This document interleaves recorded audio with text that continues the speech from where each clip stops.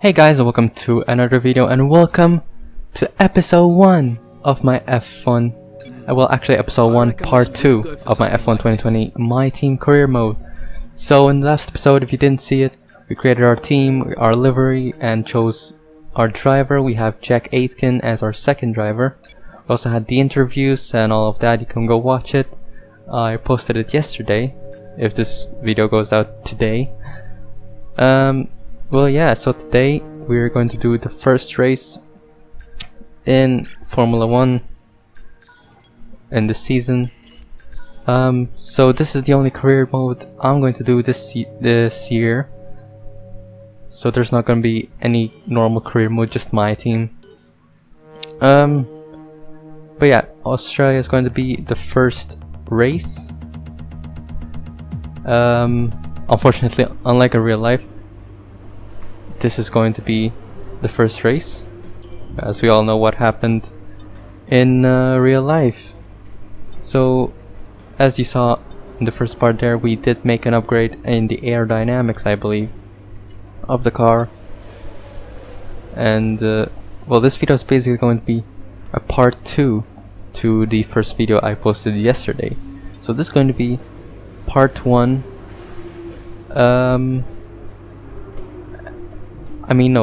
Episode 1, part 2 really. So let's get on with practice 1.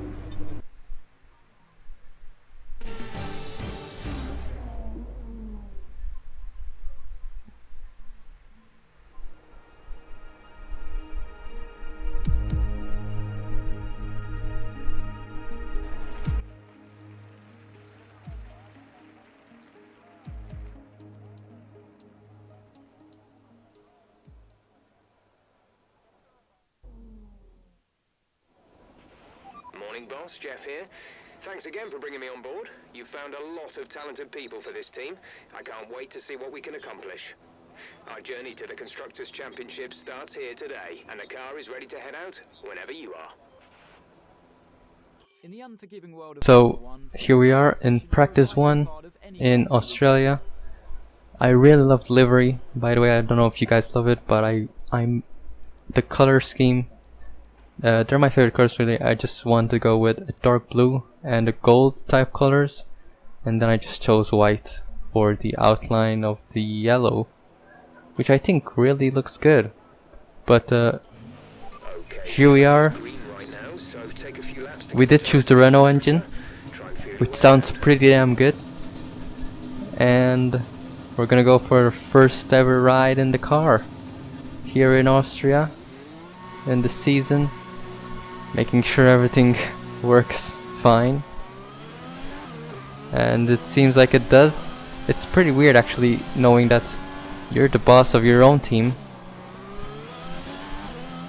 and that you're driving for, but even when Jeff says morning boss. But anyway, practice is over. We completed most of the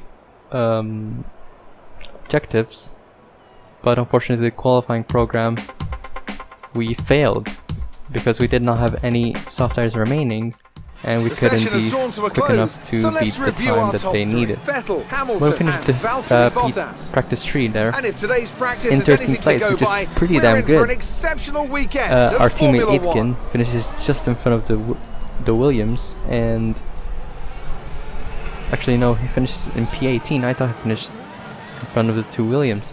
He beat Grosjean and Gasly as well. It's not bad. His pace is pretty good. That's why I chose him.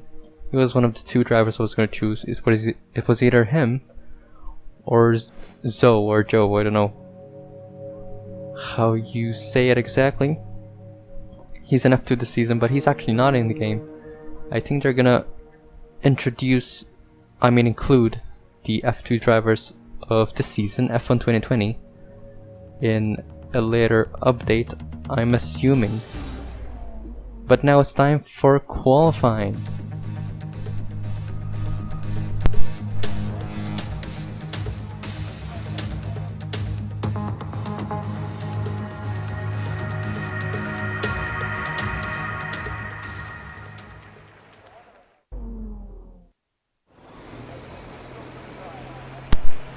So here we are in Q1. 18 minutes of qualifying. We're gonna try. I mean, I would like it if we would actually get out of Q1, but this is now the end of that session, and this is our final run. I don't think anyone else is making a run. We are the last car who is going to make a run. We're currently in P18, as you can see, just in front of our teammate Aitken, but maybe we can improve a place or two. Let's see, we cross the line. Where do we end up? And it's P16. So actually, when I was driving, I saw P16 and I was like, oh damn, I'm so close to going to Q2. But then I go down and I realized that I'm actually through to Q2. So first ever session, qualifying session for our team, and I'm actually through. I was thrilled. I was surprised when I saw that I'm actually through, because since there's 22 teams, drivers now, the bottom 6 get disqualified. I mean, not disqualified, kicked out of the session, because I'm pretty sure in real life it's 20th to 16th that get knocked out in Q1. But now here we are in Q2. We've made our first run on the medium tires. We're currently last in P16. Maybe we can improve. I'm pretty sure Kvyat has a 1:23.4 as his time. Can we beat that? I think we did. And we stay in 16th. Alright. That is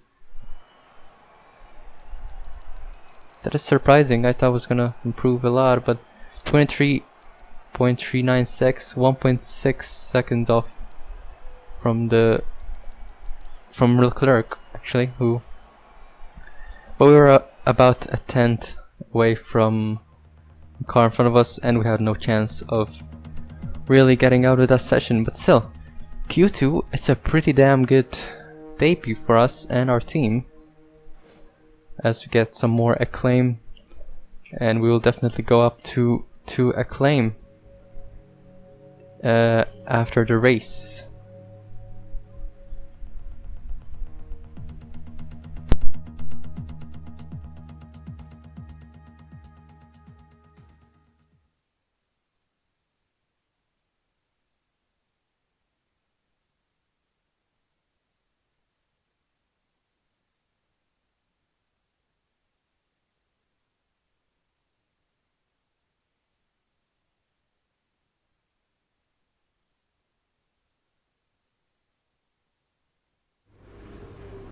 Tough luck there. It's not quite where we'd want to be on the grid, but chin up, it's not the end of the world.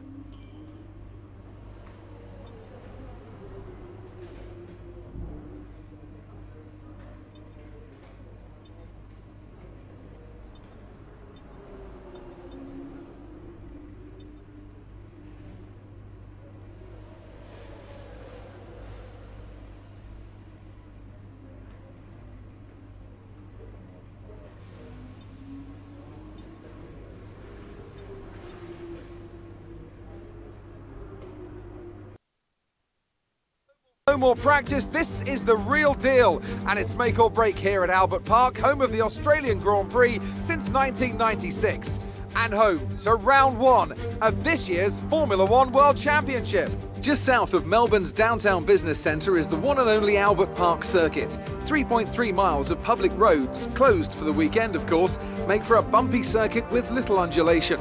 There are 16 corners around the lake and a couple of good passing opportunities here as well, thanks in part to the DRS zones into turns 1, 3 and 13. Can Mercedes start with victory in their bid to win a 7th consecutive Constructors' title? Could Ferrari or Red Bull establish an advantage early on? And with 22 cars on the grid, how quickly can the new team find their footing? Well, it's great to be back, Anthony Davidson. We've got a lot to talk about this year. That's right, Crofty. It felt like a long winter, but it's good to finally be back. I have to think the usual suspects will battle it out at the front, but there are always going to be some teething problems early on in the season, so whoever can keep on top of their issues will have the advantage today. As I mentioned earlier, we're up to 11 teams this season, with a new entry run by, well, of all things, an owner-driver. That's something we haven't seen in this sport since Hector Rabac over 4 decades ago. So how are they looking so far? It's hard to imagine how a small operation like that could survive in the ruthless world of Formula One. And yet here they are, first ever race, looking surprisingly strong. But there are no points for qualifying. Let's see how they fare in the Grand Prix proper. It's time to see how our drivers are stacking up after yesterday's exciting qualifying session. Valtteri Bottas lines up on pole position and Lewis Hamilton completes the front row. As we continue through the rest of the grid today, we have Vettel, Leclerc, Max Verstappen and Albon, Norris, Sainz, Ricciardo and Esteban Ocon, Stroll, Giovinazzi, Sergio Perez and Kvyat, Gasly, the rookie, Kimi Raikkonen and Kevin Magnussen, Aitken, Grosjean, Russell and Nicholas Latifi. Which of these talented drivers will come out on top today?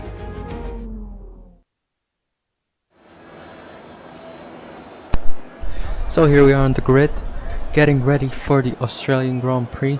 We're gonna start up the race on medium tires and then switch off to the hard tires at around lap 13, I believe, which should be good. I'm pretty sure most of the front runners are still going to run on the soft tires. I think Hamilton ran on the mediums in Q2, so he might have an advantage. But yeah, so this is the strategy that we're using. Start on mediums and end race on the hards. So without further ado, let's get prepared to start the race in Australia. As the 5 red lights come on with the new light sound, and it's lights out and away we go. It's a pretty bad start. I guess he had a superb start there, but we're already down to P17 as Raikkonen overtakes us on our left, as our teammate as well, and Magnussen makes a dive down the inside, and everyone gets bunched up here. We can maybe try and make a few positions. We got pushed off there by Raikkonen. No damage, fortunately. Maybe we can try and get a place. No! Grosjean this time. The other Haas gets us down the inside. We're down to P21 now. We can't be losing this many positions. And definitely not lose to a Williams. And Grosjean there fighting with our teammate Jack Aitken. Maybe we can try and get him. Why he's not expecting. He locks the tires massively there. And now, skipping to later in the lap, we're gonna dive it down the inside of Grosjean, and we make the move stick. That's a good move from us. And we're up to P19. Well, we started in P16, so this is pretty bad for us. Now skipping to lap 4. We're behind our teammate Aitken. We're using the overtake button and DRS. Dive it down the inside. Can we make the move stick? Yes, we can. Good move once again in the same corner. That's our second move of the season really as well, and of this year's career mode. Seconds. Lap 7 now. Charles Leclerc is out of the race and virtual safety car is out. Slow down and maintain a positive delta. Virtual safety car is deployed. And as you can see in front of us, there's so many cars bunched up, and there he is on the left side. Charles Leclerc is out of the race, and we're having trouble trying to keep under delta pace. But now skipping to lap 11, as you can see everyone coming to the pits. We're P4 momentarily, but Vettel on, well, with a Ferrari. This year it's really weird seeing Ferrari being so good when in real life. Well, the one used, however, terrible. As now it's lap 13, it's time for a pit stop as Lewis Hamilton goes quickest. That's our first ever pit stop in our career and for our F1 team. Let's hope it's a good stop. And we can see our team colors as well. Doesn't look too bad. 3.1 second pit stop, that's not too good. But we'll hopefully improve on it later on. P16, we exit out of the pits. And fighting Magnussen here out of the pits, we managed to keep our place. He almost overtook us. We don't want him to block us, yeah. And not catch up to cars and rollers like Raikkonen and Giovinazzi, the Alphas.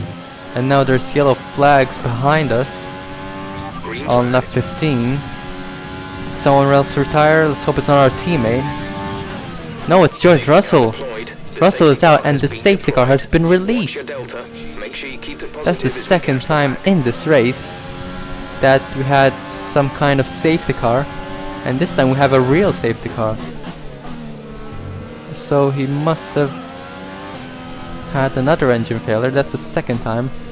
Good to see they've introduced much more realistic DNFs and stuff. And as you can see, we decided to gamble under the safety car. We're gonna pit for the medium tires. Let's hope this pays off, because we're gonna do a 3-stop in this race, and that would never work out if everyone does a 2-stop. But it seems like we're still in P17, so we go into pits as we go now into P18. 2.4 second pit stop, not bad, but we did mistime our release and lost a bit of time going out. But now, as you can see, there's Latifi behind us. The other Williams, which is surprisingly still running. And lap 18 now, we have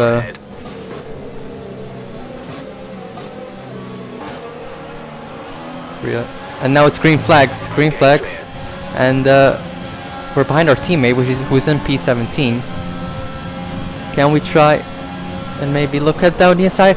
Oh, we try and make a move. Oh yes, we do. We're side by side, and we managed to make the move stick. Out of nowhere, we've managed to overtake our teammate for P17, but now skipping to lap 22 for P15. Can we make a move on Magnussen down the inside? Oh, what a move! That's my favorite move of this race, has to be. He did not expect it. He at least left us room. And I was impressed by myself, as now there's yellow flags. There's Hamilton behind us as well. I think Magnussen and Hamilton had a crash, because I saw a grey dot on the screen into turn 1. Yes, they collided tires, and Magnussen was the one who got the worst out of it. It's almost like the Albon Hamilton crash we had in Austria a couple of days ago, but instead of Hamilton spinning, it was the other guy. Skipping now to lap, actually we're still in lap 24, as Hamilton now is right behind us. We're gonna try and save as much overtake available for us and ERS, but as we get the ERS now, we're a bit late to opening it, but Hamilton just zooms past us like we're sitting duck. That Mercedes really is powerful this year. As you can see, our tires are destroyed as we skip to the last lap of the race. Going a bit deep there into the penultimate corner, as Sainz is right behind us now. But as we go now over the line, we're gonna finish in P15. Not bad for our debut. Okay, pick up rubber and bring it home.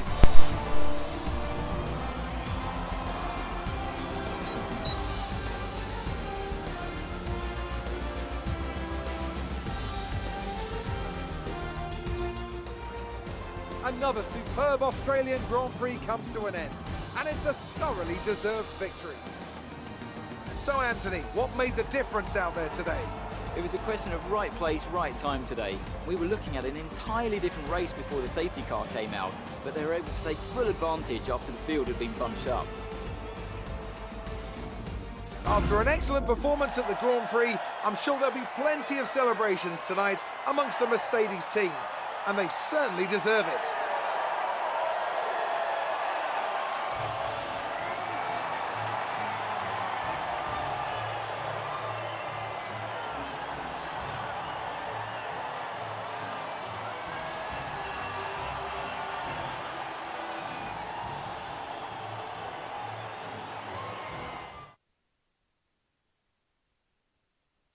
Let's see how the driver standings have changed.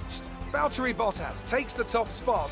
He's our new Drivers' Championship leader after today's results. Let's focus on the driver of the day. Anthony Davidson, who do you pick? Daniel Ricciardo certainly impressed me today, an incredible performance. Let's move on to the constructors. Red Bull take over as championship leaders. I'm equal parts exhausted and elated with this weekend of Formula One. Be sure to join us for the next one.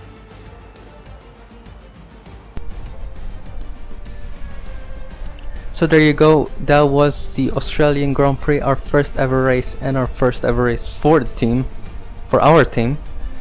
And Red Bull are the ones who are leading the championship, surprisingly. And Lewis Hamilton really seem to enjoy is in that. 11th Made it look easy. and getting fastest lap, even though You're breaking all expectations. he What's your secret? finished in P11 and didn't get any points, unfortunately, It for wasn't him. the cleanest race today, was it? I don't know why she asked me this. Maybe it was because of the slight contacts I had Scraped the walls a few when... times. Were you struggling for And grip? this question also really pissed me off because I didn't struggle for grip. The car was pretty damn good, and I didn't know what to say, so I just went for the first answer to not lose any acclaim, but we still did. Well, that's everything. And so we know Claire hasn't changed from last year. I think 2018 also she was in it, but we gained some acclaim there as well. Aitken is on 5, we're still on 1, and we are up to level 2 acclaim now. And now it's on our activity timeline. We're going to do some reaction training, as you will see right now. We only have 2 days of activity we can do, surprisingly, I don't know why. We have 2 days reaction training, 1 day driver promotion something, I didn't read it well. But I recommend we could go for something like as you can see, our first ever upgrade for the car failed on us, unfortunately. There was a 40% chance of failure, and it happened, so now we're going to redo the upgrade, and this time it will definitely not fail, because it's going to have a 0% chance of failing.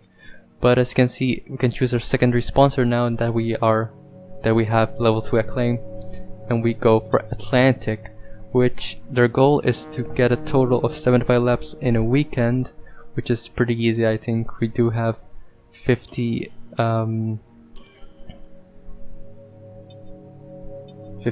races, and their weekly pay is pretty high as well.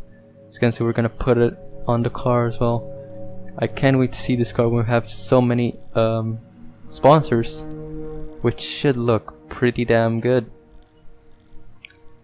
You know, making it gold. I hope you guys like the sponsors on gold. I was thinking about leaving them white, but I don't As think we continue to that increase our acclaim, would be more potential partners become suitable more for the car, you know. We can And now he approach is an telling us additional about sponsor from the corporate tab. our secondary sponsor, which we already did. As you can see right there, Atlantic. But yeah, so next race is going to be Bahrain. And yeah, I guess that's going to be it. If you did enjoy this video, guys, don't forget to leave a like, subscribe for more, and I'll see you in the next one. Bye, guys.